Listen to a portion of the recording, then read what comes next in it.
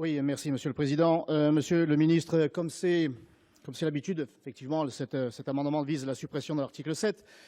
Et comme c'est l'habitude depuis des décennies, on exige toujours plus d'efforts aux mêmes personnes, à cette France qui travaille, qui se lève tôt et qui met un point d'honneur à gagner honnêtement sa vie, et qui a pour objectif, pour luxe, diraient certains, d'acquérir un bien immobilier et ainsi mettre sa famille à l'abri des accidents de la vie, des accidents sociaux, des accidents économiques, pour finir par transmettre ce bien à ses enfants. Avec cette hausse de 22% de la CSG pour les retraités, vous vous attaquez à ceux qui se sont levés tôt, ceux qui ont travaillé toute leur vie et, pour certains d'entre eux, ceux qui ont mis leur vie en danger, ceux qui ont combattu pour notre pays, pour son drapeau, pour ses libertés. C'est ce que sont ces retraités, Monsieur le Ministre. Une catégorie de Français bien modeste, en réalité, qui ne fait que bénéficier du fruit d'une vie de labeur. Cette génération est aujourd'hui votre cible, celles et ceux qui touchent 1 300, 1 400 € par mois.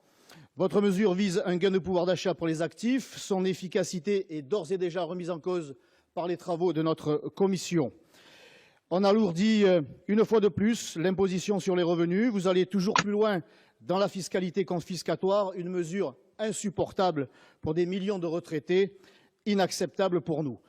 Je ne résiste pas, enfin, Monsieur le Ministre, à rappeler le retournement de point de vue, pour ne pas dire le retournement de veste de notre ministre de l'économie, Monsieur Le Maire, qui préconisait hier, rappelez-vous, ce n'est pas si vieux, dans son programme présidentiel, une baisse d'ampleur de la CSG dès le début du prochain quinquennat pour les revenus du travail et les pensions de retraite, mais également les fruits de l'épargne. Il indiquait encore qu'elle bénéficierait à tous les Français. Cette baisse importante est un gage de confiance dans le succès à venir des grandes réformes annoncées, précisait-il.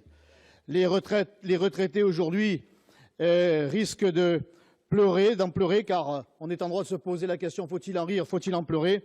Les retraités, eux, ne souriront pas, mais on le sait depuis Edgar Faure que ce n'est pas la girouette qui tourne, mais c'est le vent.